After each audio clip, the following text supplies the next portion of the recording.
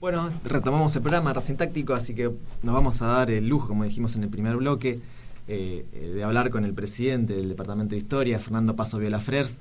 Bueno, Fernando, bienvenido a Racing Táctico. Hola, mucho gusto, ¿qué tal? Saludos a todos.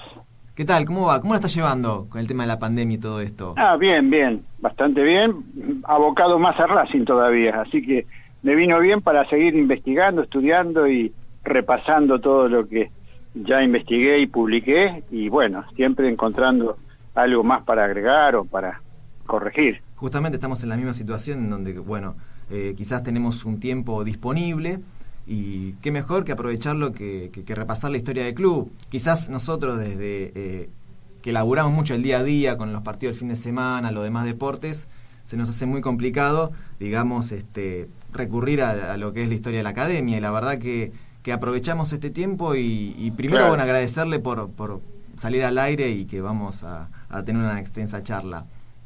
Bueno, cómo no es nada, es con todo gusto luego. Bueno, Pablo, vamos a respetar una cierta cronología. Bueno, cuando se funda, digamos, en general el fútbol argentino, tiene un gran arraigo, digamos, inglés. Ellos son los inventores del deporte. Y llega Racing con su fundación y son todos criollos. ¿Qué opina de eso, de que Racing es el primer grande no solamente en títulos, sino también en estos pequeños detalles? Pequeños y grandes detalles, ¿no? Obviamente. Y sí, Racing es el primer campeón criollo de la historia, ¿no? Del fútbol argentino. Porque Alumni y Belgrano Athletic tenían muchos ingleses jugando todavía. Y había escasos jugadores, digamos, criollos. Eran alguno que otro. Pero una primacía total de jugadores ingleses. Entonces el primero, porque Quilmes cuando gana en 1912 el campeonato se había armado con jugadores de Alumni, que se disolvió. Entonces en 1913, cuando Racing gana el primer campeonato, eran totalmente criollos. Además Racing es el primer semillero de la historia.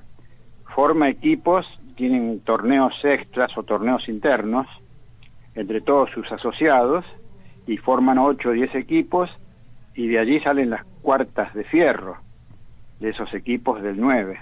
¿Qué vendría a ser las cuartas de fierro? Las cuartas de fierro le llaman a las cuartas de Racing de 1910, las dos que ganan sus secciones, que son Racing A y Racing B. Claro, vendría a ser como las inferiores, de alguna manera, o reserva, un poquito sí, más. La cuarta era después de venía la primera, la tercera y la cuarta. Primera, que era la segunda en realidad. Racing estaba en segunda, pero era su primer equipo. Entonces tenía después la tercera y la cuarta. Así que la tercera categoría en el ascenso de Racing eran las cuartas, que fueron el semillero o digamos el sustento para después formar un equipo heptacampeón. Claro, de hecho en el primer campeonato tenemos entendido que fue el primer torneo, digamos, federado de 1905. Racing participa con 2 equipos, justamente con el Racing A y con el Racing B. En el mismo campeonato, quizás una rareza, porque bueno, en España se suele dar que juega el equipo principal y en el ascenso español juega el Barcelona B o Real Madrid B, ¿no? En este caso. No, claro, en esa época era Racing 1 y Racing 2 sería, con número romano. Claro. O Racing A y Racing B, de las dos maneras se designaba. Y eran equipos que estaban a la par, tenían la misma categoría. Podía ser campeón de tercera Racing B tranquilamente. Claro, de hecho, bueno, Racing A y Racing B definieron un título, ¿no? Claro, definieron el título de las cuartas de fierro, se les llaman porque eran invencibles y hacían muchísimos goles, eran goleadoras. Racing ya goleaba en su primer año en los friendly match, en los partidos amistosos, ya de 1903, 1904 sobre todo, goleaba muchísimo a muchos equipos. Y en realidad eran todos clubcitos, no es que... Lo que pasa es que Racing se hizo temible de entrada. Y fue el primer invicto de la historia, el primer récord de Racing de la historia es en 1903, su invicto de 14 fechas. Eso está en el país y en la Argentina de octubre de 1903. Esos textos que yo tomé para poder mencionarlo, no en el libro que ustedes a lo mejor han visto, sino en uno más nuevo de estadísticas y récords. Ahí figura, nosotros, figura el artículo ese. Cuando armamos todos estos especiales en nuestras redes sociales, bueno, acudimos a su bibliografía y la verdad que es muy completa. Y quería hacerte una consulta si el primer partido de registro periodístico es el 16-0 en contra, ¿no? Contra Plata United. ¿Puede ser que sea el primer...? No, ese es un error que arrastraron todos. Claro. Es un 10-0 de Plate United, pero no de Plate United, de Argentino, del Club Atlético Argentino de Piñeiro, donde estaba Salvador Benedetti, que era el famoso antropólogo arqueólogo, que tenía 2 hermanos que también jugaban en Racing, Bernardo y Felipe. Ese equipo le gana 10-0 a Fútbol Club de Barracas al Sur, o sea, a un antecesor de Racing, en 1901. Y lo tomaron como 1903 y como que le hacía los 10 goles Plata United de Racing. Y es al revés. Plate United le hizo 6-0 Racing a Plate United le ganó 6-0 en 1903. Al revés, entonces está contado. Distorsionado totalmente. Claro. No al revés, distorsionado. No, y se fueron copiando todos como algo curioso. Perdió Racing 10-0 y Racing había ganado 6-0. Incluso hay jugadores que hay algunas referencias de Alvear y de Winne que jugaron en ese partido para Plate United, que después se fueron a Racing, donde lo cuentan ellos. Y esas referencias quedaron medias perdidas. Claro, lo que difícil. Quedó fue como algo notorio, notable, 10-0 a Racing. En sus principios Racing perdió 10-0. La verdad que el único que lo goleó a Racing en sus comienzos, que fue en 1908, tampoco fue en sus comienzos, fue River. La final esa que ascendió River, River le hizo 7. Pero River pagó muy caro por ese ascenso y ese partido, porque después, durante toda la era amateur, Racing fue el equipo que más le ganó a River. Y además River, Independiente y Boca fueron muy goleados por muchos equipos cuando eran clubcitos. En cambio Racing no. Racing tenía la particularidad de que lo golearon muy pocos. Solamente River 7-0 y una tercera perdió 11-0 con Estudiantes de Buenos Aires y después otra perdió 6-0 con Victoria, un equipo que se llamaba Victoria, y nada más. Después, en cambio, Boca, River, Independiente, yo les encontré muchísimas goleadas en contra, y todavía sigo encontrando. Lo que pasa es que tendría que actualizar el libro. Claro. Bueno, justamente hace mención a la final contra River en ese ascenso. ¿Cómo fue que Racing logra que ese partido se vuelva a jugar por irregularidades arbitrales? ¿Cómo lo constata? ¿Cómo lo comprueba? Porque la verdad es una duda que me quedó de ese partido. Sí, ahí jugó mi abuelo en ese partido.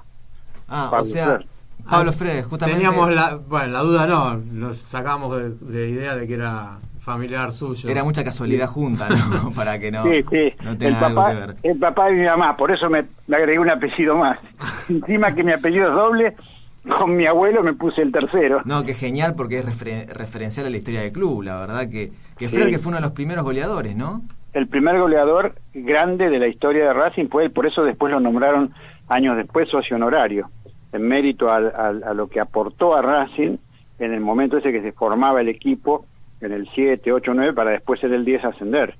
Él y Firpo eran, digamos, los mayorcitos del equipo, y fueron los que, y un poco Villayá y Oyarzábal, que ya tenían experiencia, porque habían estado en Barracas al Sur y en Colorado Unidos, ambos, y entonces ya venían con bastante training, muy muy bien preparados, y entre todos ellos 4 más la gente joven algunos de las cuartas y otros de tercera, armaron con Oaco y Juan Perinetti, Alberto Oaco y Juan Perinetti, y ya estaba Betular también y Winne, hicieron un equipo muy muy poderoso que ascendió de esa manera a primera división, y en 1911 Racing tenía tanta atracción que ya quedó tercero en recaudaciones.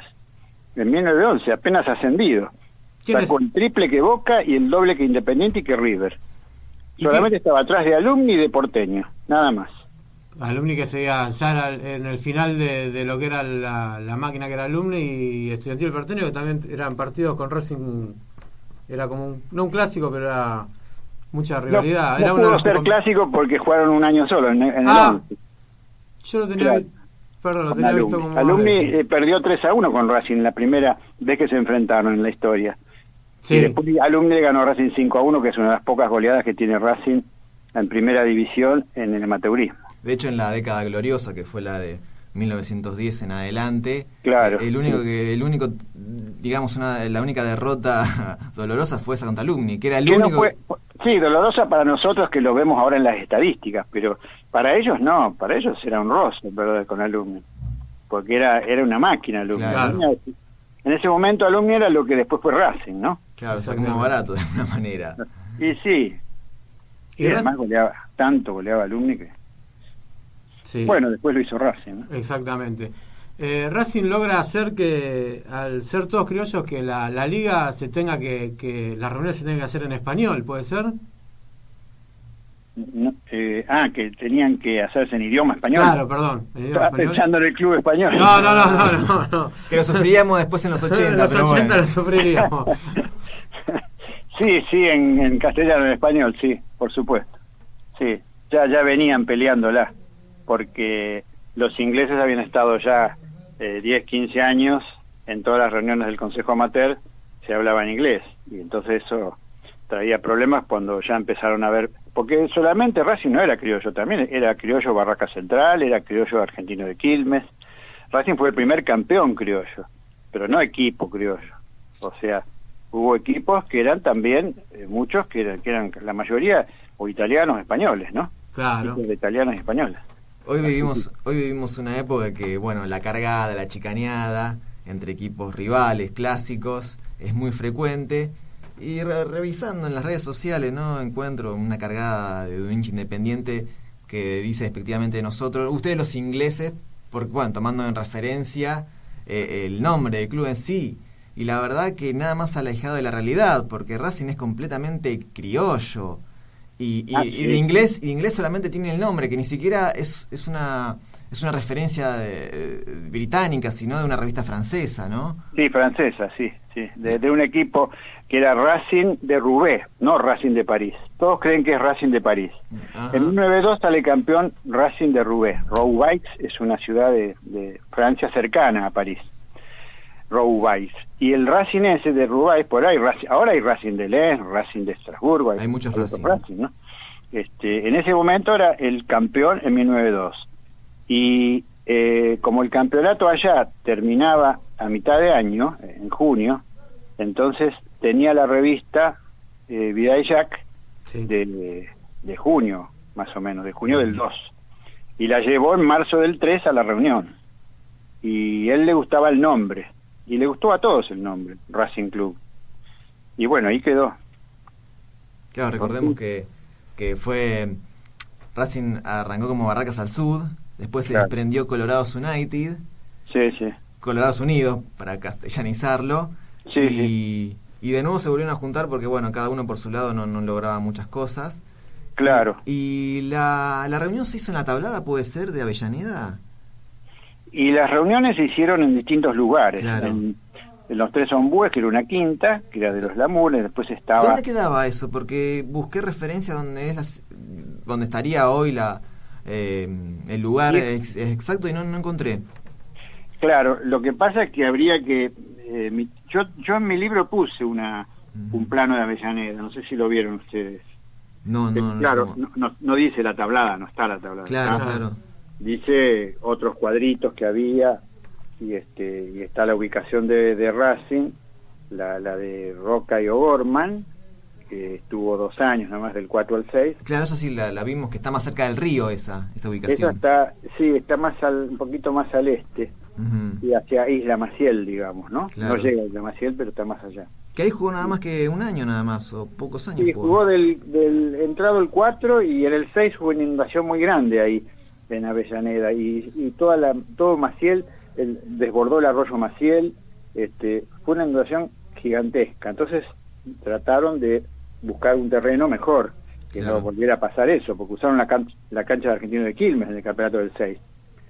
Y irse hasta Quilmes para jugar de local, entonces volvieron a donde habían estado, nada más que en el 3 y 4, del 3 al 4, que era ahí en Italia y Colón, sería, ¿no?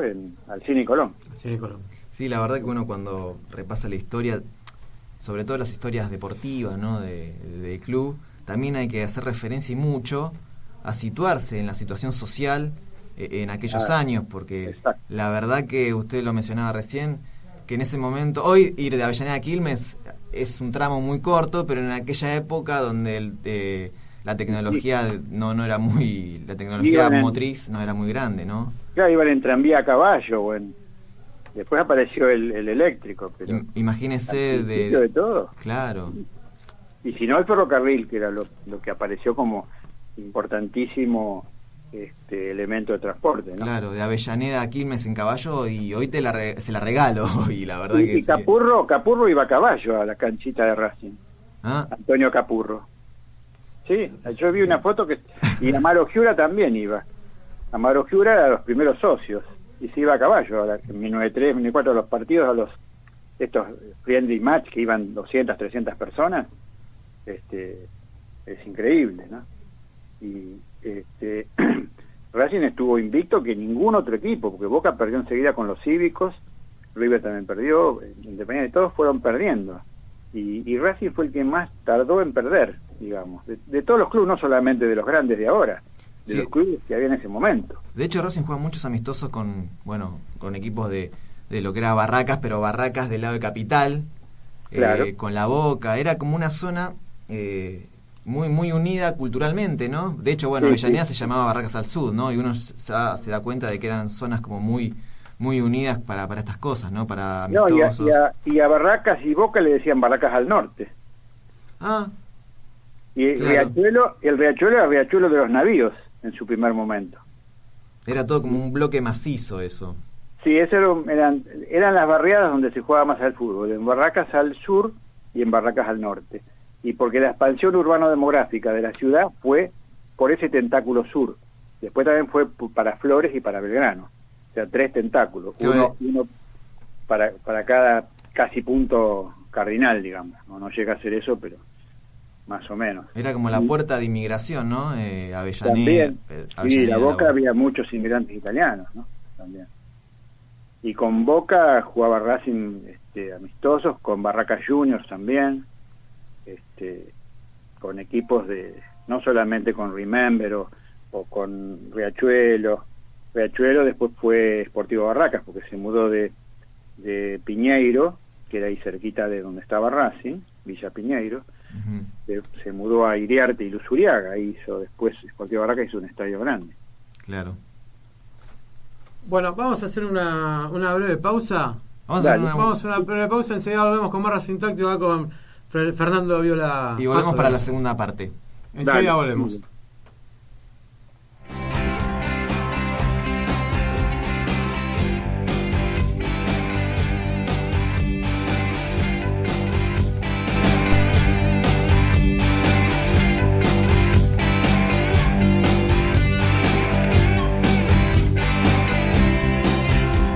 Bueno, seguimos en el segundo bloque de Racing Táctico con un lujo, un invitado, Fernando Paso Viola Fred, presidente del Departamento de Historia de la Academia de Racing. Yo le quería hacer una consulta que más clara que usted no la debe tener nadie. ¿Por qué el fútbol argentino, creo yo, es el único que separa amateurismo de profesionalismo de todas las demás ligas del mundo? Sí, yo creo que hay una razón que va por el lado periodístico de la década del 30. Digamos que acá el tema del amateurismo marrón, de que los jugadores cobraban bajo cuerda, digamos, de una manera, digamos, indirecta, y eso pasaba con los clubes grandes, todos, en Racing también, o sea, no es que Racing no, porque sea Racing. Eso ocurría y trajo mucho malestar, se movieron mucho en la AFA, en la que se formó como AFA, Planisi de Racing, que fue el primer presidente, ¿no?, que tuvo la Asociación del Fútbol Argentino, y era de Racing. Eso fue también un honor. Sí, pero ellos, digamos, crearon la profesional y había mucha gente que estaba en contra de eso. Muchos clubes que no eran tan grandes, justamente, eran los más chicos. A último momento Independiente y River se acoplaron, pero el único que quedó de los menos chicos era Banfield, en la asociación amateur, siguió siendo amateur, pero la FIFA no lo reconoció en un primer momento. Recién en 1934 fue reconocida la nueva liga profesional. Y creo que el periodismo también influyó mucho.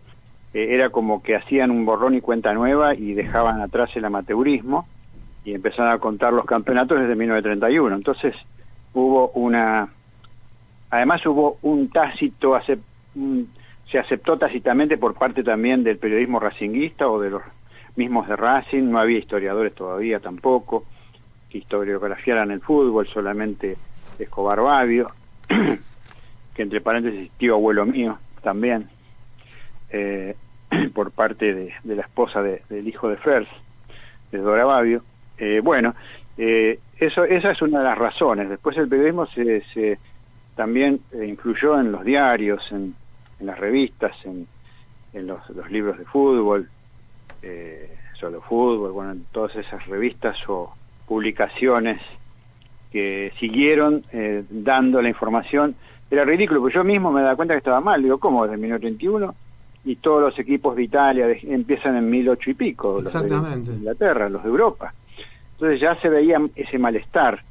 Y yo en 2011 o 12, después de haber hecho el libro, donde había hecho una lista de trofeos y que ponía todos como oficiales, ahí con este chico Martínez Escudero y Sebastián Tesler, varios estuvimos moviéndonos, ellos después con Di Sanzo, en el paso a paso racinguista, y después se creó el revisionismo histórico, que fue el que más, con Roberto Guidotti a la cabeza, de Huracán, y éramos de Racing también, y de Huracán, y de Boca, sobre todo de Boca. Ahí había historiadores de distintos clubes que fueron los que más presionaron en la AFA para obtener, después que desde 2014 se acepta, y fueron inculcándoles a Olé y a distintos medios para que se cuenten todos los campeonatos como en todas partes del mundo. Y al final ahora se logró eso, ¿no? Claro, pues fue como un cimbronazo para otros clubes que les dolió que a Racing le contabilizaran como que la etapa amateur, mal dicha amateur también, porque hoy en día el fútbol también hace cada cosa en los torneos que son peores que la época amateur. Sí. Que a Racing le contaran las copas. Yo lo que voy es, sacándole todo eso, entre los historiadores, como que se juntaban, ¿estaban todos de acuerdo que se tenía que contar todo entre historiadores de Boca, de Huracán? Sí, todos. Los historiadores de fútbol están agrupados en el Centro para la Historia del Fútbol Argentino, que es el CIF. Y en el CIF hay de todos los clubes. Y ellos están todos de acuerdo y lo han tomado siempre así, y en sus publicaciones, en todo lo que han hecho, lo hicieron teniendo en cuenta de esa manera. Después el revisionismo histórico lo que hizo fue concentrarse más fuertemente en esa línea, en esa idea, en ese cambio, y lo lograron presionando a los periodistas, hablando. Después Bafa, por ejemplo, es un periodista conocido, también lo aceptaba. Fabri, también conocido, lo aceptaba. Entonces empezaron a aceptarlo todos. Ahora que no lo acepta es un negado, un ignorante. No se puede ignorar 40 años de fútbol oficial, porque es oficial. Aunque no sea pagado, el jugador no sea rentado, pero jugaban oficialmente. Y además, cuando se pasó del 30 al 31, se pasó con los mismos árbitros, las canchas, cambió el nombre, los estadios, la gente, todo era igual. Lo único que cambiaba era que cobraban los jugadores. Sí, era una estructura bastante seria en la época amateur también, porque, a ver, uno tiene muchas tienen la falsa idea de que en el fútbol amateur se juntaban 11 y jugaban a la pelota y ya estaba, ponían el nombre de Racing y despuntaban el vicio y nada más alejado de la realidad, porque eran torneos, como dije anteriormente, eran torneos muy bien organizados. Sí, eran con muchos equipos además. A partir del 13, del 15, justo cuando Racing empezó a ganar campeonatos, además Racing estuvo varios años siendo campeón con los grandes. No es que después sí estuvieron Boca y Huracán en la década del 20, estuvieron separados de Independiente, River y San Lorenzo y Racing. Pero igualmente del lado de Racing había más equipos más competitivos, ¿no? Del lado de Boca y Huracán eran chicos, clubes muy chiquitos. Entonces era salvo Sportivo Barracas, podría ser, o Estudiantes. Después eran equipos chiquitos. Qué bueno, hablando de rivalidades, creo que eso es más que nada, pasando ya la etapa fundacional, los grandes partidos contra San Isidro, ¿no? Claro, Sí, que es el que hoy es club de rugby, ¿no? El club de rugby, claro. que se formó en Siqui casi, pero era San Isidro, el Club Atlético San Isidro, que quedó segundo 2 veces de Racing, subcampeón 2 veces. Bueno, en el primer torneo del heptacampeonato se le ganó la final, justamente. Claro, en 1913 y en 1915. Sí, claro. quedó subcampeones. San Isidro nunca pudo. Después fue perdiendo fuerza, fue perdiendo importancia, y entonces se fue decepcionando del fútbol. Y eso que en el 20 San Isidro y Sportivo Barracas tenían más socios que Boca, que River y que Independiente. Es increíble eso. Sí, sin duda. Bueno, eso es la realidad de muchos clubes que hoy quizás son fuertes en otras disciplinas, como el básquet. Bueno, Estudiantil Porteño, por ejemplo, que hoy está en Ramos Mejía, es un equipo fuerte en básquet. Sí. Kimberley, en su momento también era fuerte y hoy lo es en futsal. En futsal, sí. Y hoy, bueno, esos equipos que... Acá también seguimos los demás deportes, Fernando, así que tenemos esa chispa o esa rivalidad, entre comillas, con Kimberley, por ejemplo, en futsal, que son partidos como muy, muy picantes. Sí, he visto partidos yo de futsal, sí. Y en esa época también lo era en Once, y cuando empezamos a investigar, la verdad que nos llamó mucho la atención que bueno, que cómo va cambiando la historia de los clubes, y hoy Racing se mantiene con sus baches en el medio, ¿no? Obviamente, pero con un bache, sí. Que bueno, lamentablemente la pasamos, que bueno, a eso quería también referirme, que la historia hay que contarla completa. Claro. Lo que es amateur, lo que es profesional entre comillas, porque bueno, ya todos sabemos, y también lo bueno y lo malo, ¿no? Seguro. Que de hecho el primer clásico creo que se pierde, ¿no? Que no llega a ser los equipos de primera, pero sí como una especie de reserva, ¿no? Que eran los equipos B, puede ser, el 3-2. El 3-2 Independiente a Racing, sí, 1907 era la tercera división, sí, una tercera era. Claro que hay una historia detrás que llama mucho la atención, porque, a ver, corríjame, Racing iba punteando ese torneo, e Independiente no llega a jugar ese partido con 11 jugadores.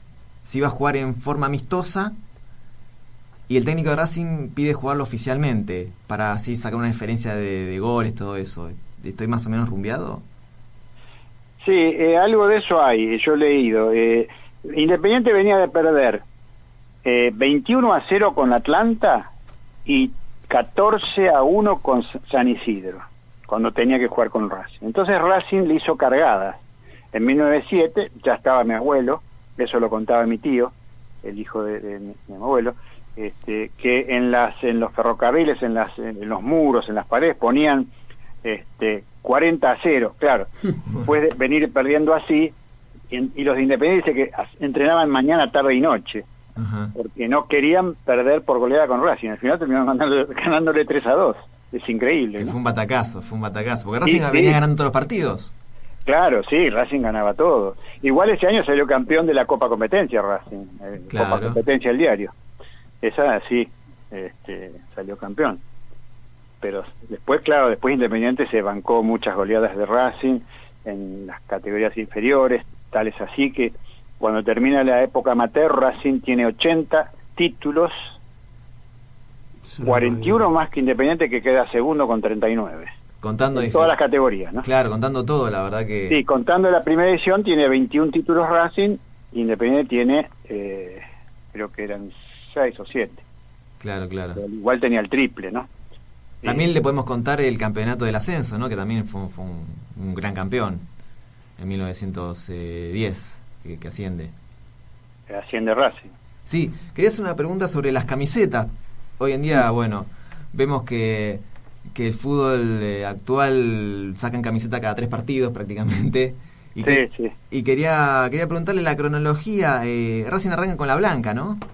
Sí, una blanca que es una camisa que las compra en su primer movimiento contable de la historia del 3, de 1903, que publica Massetti, el tesorero, en 1918 en la memoria. Pone que se compraron, primero eran 16 camisas y después 5 más, porque había 2 equipos. Eso fue en 1903. En 1904 se propone una casaca de color amarillo y negra a rayas verticales.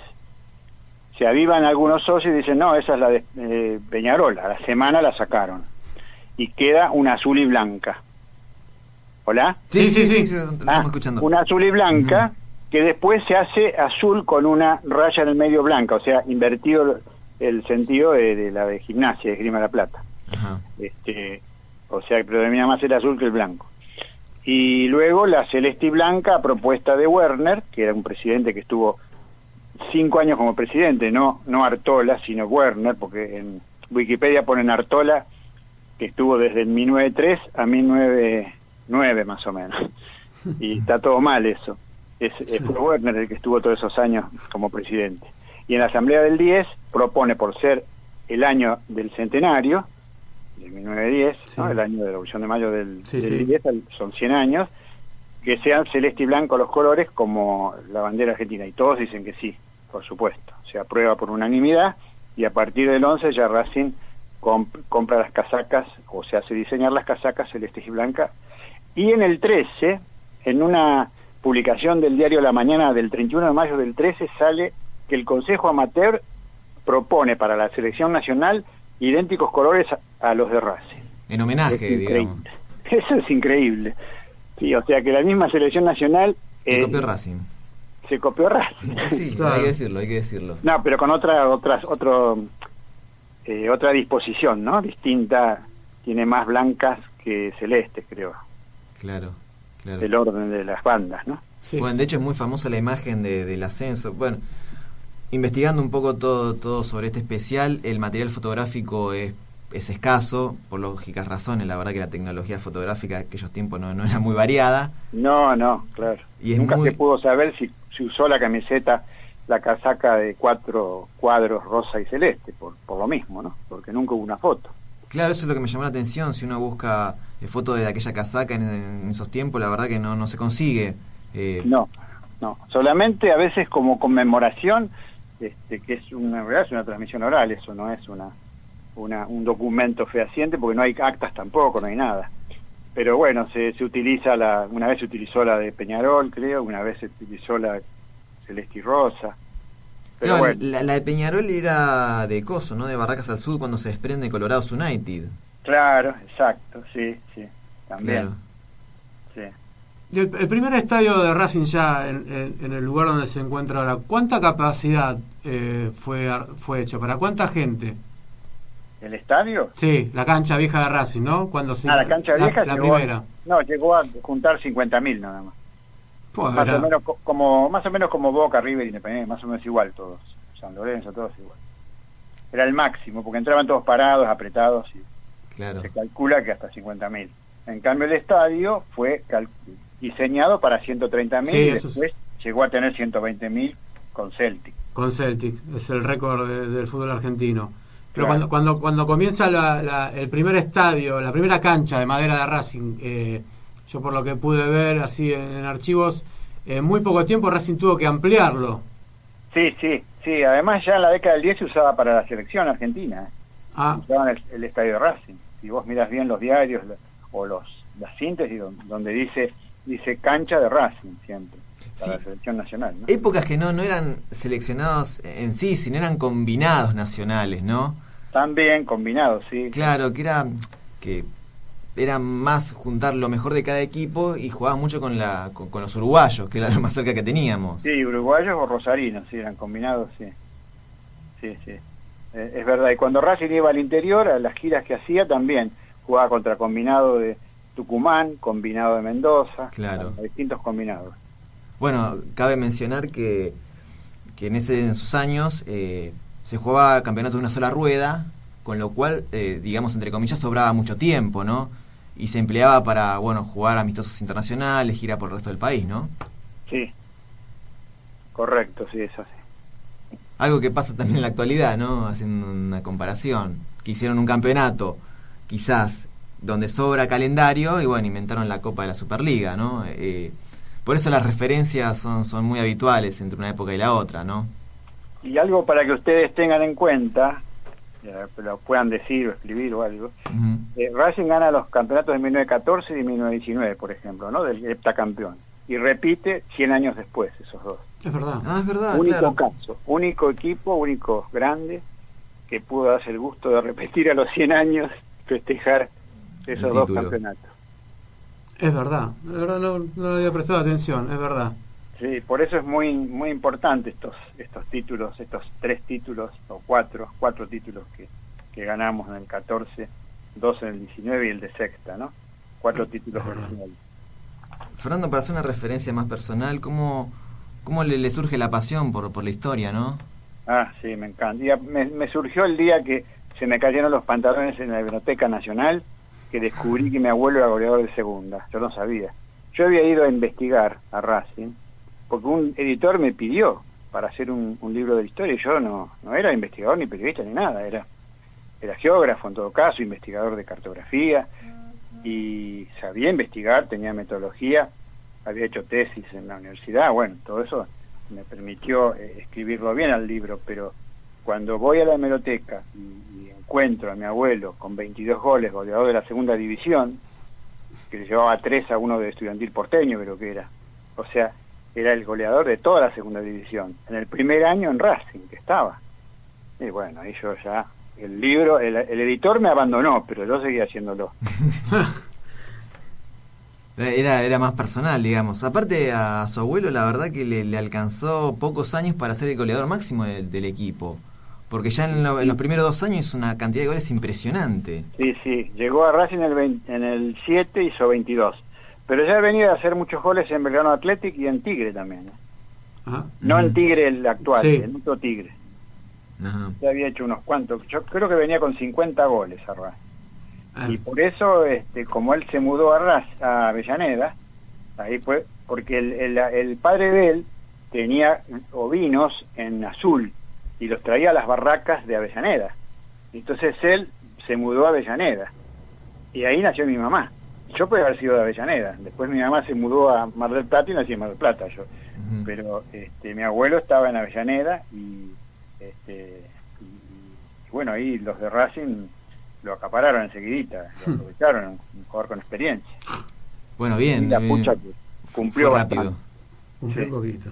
La verdad que sí, la verdad que es... Bueno, de hecho el tramo que tomamos de 1903 a 1909, que es nuestra primera parte de lo que es el especial, su abuelo salió como el goleador de esos años, la verdad que una cosa impresionante. Sí. Le quería preguntar, bueno, ¿a qué se dedica actualmente con respecto a la historia del club? ¿Su cargo actual? No, ahora estoy como presidiendo el departamento de historia y estamos elaborando la revista digital que la hacemos todos los meses. Hace ya 20 revistas tenemos que tienen temas de estadística, de historia, de anécdotas, biografías o jugadores que escriben ahí, como Larrachado, por ejemplo, escribió ahora en la última. Sí. Tenemos ya más variado, son tramos de la historia de distintas épocas, ¿no? Como un popurrí, o sea, algo salteado para que sea más entretenido, y la gente, ya tenemos 1000 y pico de seguidores de esa revista. Bueno, cuéntenos cómo hay que hacer para suscribirse a la revista, a quién hay que escribirle, a las redes sociales también. Sí, a el vicepresidente del Departamento de Historia, que es Carlos Ais. El mail sería Carlos HAYS @gmail.com. Y ahí se le manda un mail y nos mandan la revista. Sí. Muy bien. Y muy además, bien. si no, igual yo le digo, yo le aviso ya a Racing Táctico o algo. Ah, ¿Vos sos muy bien. Claudio? Muy bien. No, igual nosotros ya nos suscribimos, pero para que los oyentes lo sepan y para que lo también sepan. tengan a disposición la Sí, revista, porque que todo es... eso trae 30, 40 páginas gratis, y se van juntando información, compilando datos, ¿no? Claro, no, además porque, bueno, como mencionamos al principio del programa, dada la situación social de hoy en día, Claro. hay tiempo disponible y está bueno recurrir a la historia del club. Y saber la historia, ¿no? Sin duda, sin duda. Seguro, sí. Futuro... Yo hace 4 meses que estoy abocado. Estoy como pez en el agua, más o menos. Fernando, ¿cómo va llevando esto de ser muy recurrido, ¿no? Justamente para entrevistas, charlas me virtuales. Sí, ahora a las 20 tengo también por Instagram en Vitalicios de Radio, no, el otro, en Visitas al Cilindro. Visitas Me al van a Cilindro. entrevistar Gerardo González, que está en Vitalicios Sí. Racing. Bueno, y el otro día estuve también con la Cruzada Renovadora, y bueno, y el jueves estoy en Ritmo Académico. Estamos también hablando de historia todas estas semanas, todos los jueves. bueno, que se le empiece a dar lugar a la historia, que más que nada para los más jóvenes que puedan saber por qué le dicen la academia, porque hay mucha gente que no sabe de los jóvenes por qué le dicen la academia a Racing también. Claro. Aunque parezca mentira, hay algunos que piensan que le dicen la academia por decir y no por los 7 títulos que tuvo en la amateur. Fernando, Claro, ¿no? la última de mi parte, ¿futuros proyectos que tiene en mente? ¿Algún otro libro?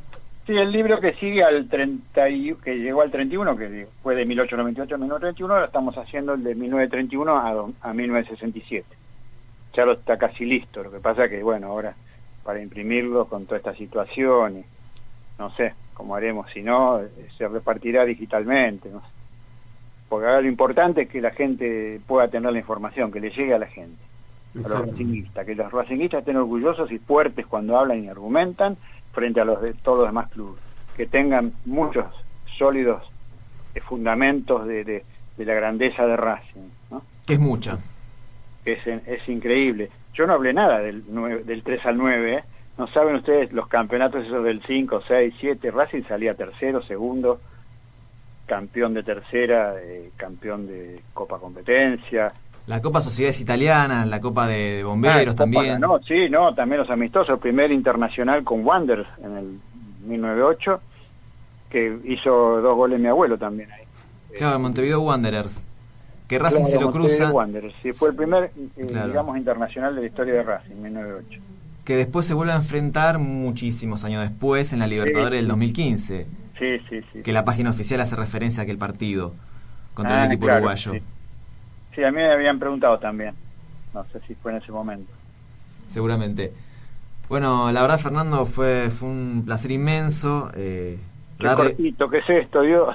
Pasa muy rápido. Pasa muy rápido. La Pasa verdad muy que rápido. le contamos que la metodología era hacer entrevistas de media hora, pero vimos que queda mucho material afuera, por Claro. lo cual usted es el primer entrevistado que disponemos todo el programa para charlar, y la verdad, aún así, también Quedó queda muchísimo corto. afuera.